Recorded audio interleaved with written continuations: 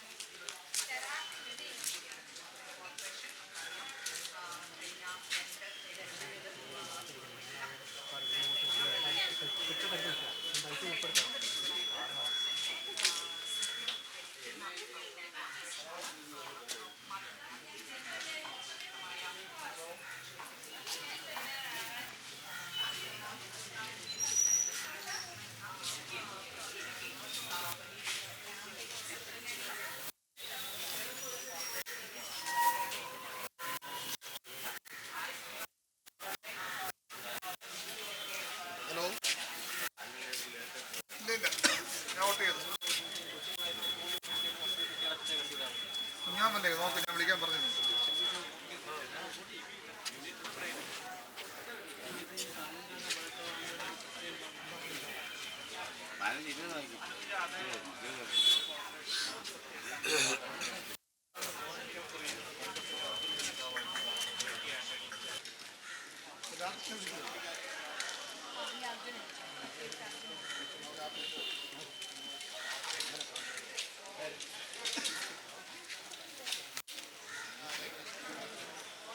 Hello, ആന്റണിയാ ഉണ്ടോ? അതെ അതെ അതെ.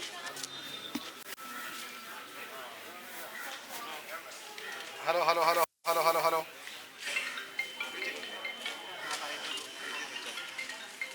Hello hello hello hello hello hello hello hello hello.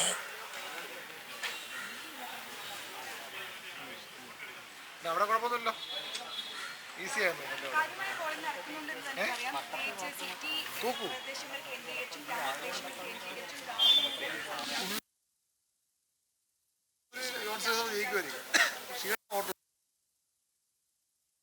പറയാൻ പറ്റില്ല. നിങ്ങൾ പാർട്ടി നമ്മൾ വിചാരിക്കുമ്പോൾ അങ്ങനെ പാർട്ടി വോട്ട് എടുക്കാൻ അത്ര എളുപ്പമല്ല. കാരണം CPM-ൽ അങ്ങനെ നമ്മളവിടെ ഇല്ല, നമ്മൾ ഫൈറ്റ് എടുക്കാൻ നിൽക്കുകയാണ്. അത് ആരെക്കാളും നല്ലപോലെ അറിയാന്നുള്ള ഒരു ഇതിനാണ് ശ്രീയുണ്ടായി. പാലോട് അയാൾ വിരലൊക്കെ കാണിക്കുന്നുണ്ടേ, കാണിക്കണം. ഇവിടെ കാണിക്കാൻ പറഞ്ഞു, ഇവിടെ ഒരു കൂടെ കാണിക്കാൻ പറയാം. അല്ല അവർ ഇത് കൊടുക്കുന്ന ഓടിയ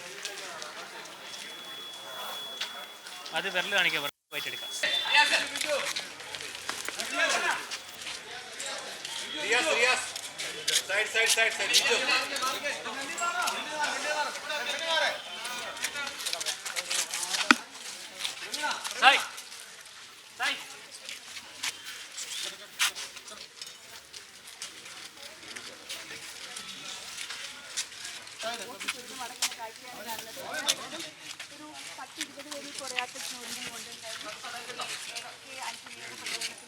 കേരളമൊട്ടാകെ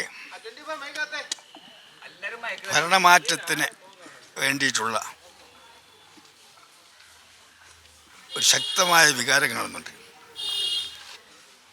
ഈ ഇലക്ഷൻ, ലോക്കൽ ബോഡി ഇലക്ഷൻ ഭരണമാറ്റത്തിൻ്റെ വേഗത വർദ്ധിപ്പിക്കുന്നതാണ്.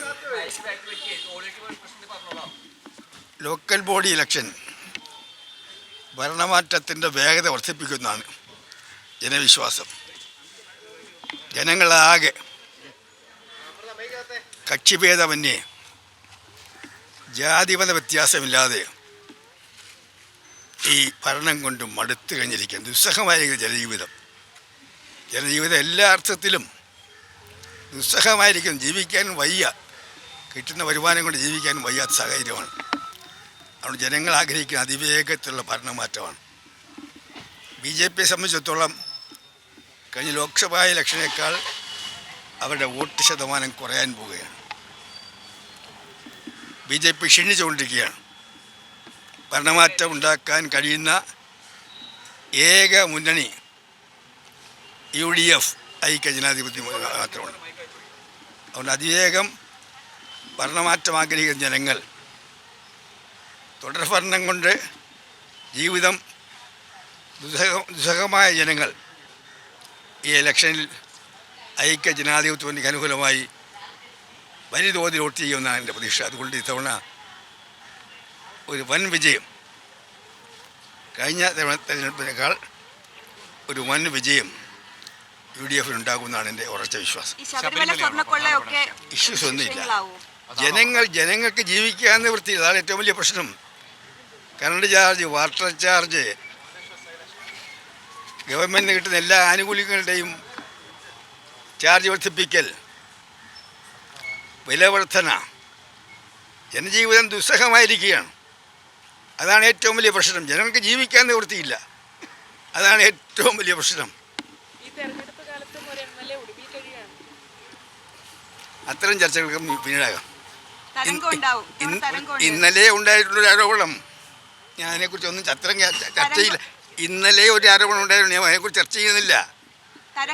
ഇന്നലെ ഒരു ആരോപണം ഉണ്ടായിട്ടുണ്ട്. ജനപ്രതിനിധിയല്ല, ഒരു ഇടത് സഹയാത്രികനാണ്. ഞാൻ അത്തരം നാണം കെട്ട ചർച്ച ചെയ്യാനില്ല. ഞാൻ പറഞ്ഞല്ലോ, UDFകാർ മാത്രമല്ല, ഇടതുപക്ഷ മുന്നണിയിലുള്ള ഗണ്യമായ വിഭാഗം ജനങ്ങൾ ഈ ഭരണം കൊണ്ട് മടുത്തിരിക്കുകയാണ്. ഇടതുപക്ഷം നന്നാകണമെങ്കിൽ അവർക്ക് ഷോക്ക് ട്രീറ്റ്മെൻറ്റ് വേണമെന്ന് ആഗ്രഹിക്കുന്നത് UDFക്കാർ മാത്രമല്ല, ഇടതുപക്ഷ മുന്നണിക്ക് അനുകൂലമായി കഴിഞ്ഞ തിരഞ്ഞെടുപ്പുകളിൽ വോട്ട് ചെയ്ത നല്ലൊരു വിഭാഗം ജനങ്ങൾ ഇത്തവണ ഞങ്ങൾക്ക് വോട്ട് ചെയ്യും എന്നാണ് വിശ്വാസം. ഏറ്റവും പുതിയ വാർത്തകളും വിശേഷങ്ങളും വിരൽ തുമ്പിലറിയാൻ സീ മലയാളം ന്യൂസ് എല്ലാ ഡിജിറ്റൽ പ്ലാറ്റ്ഫോമുകളിലും ലഭ്യം.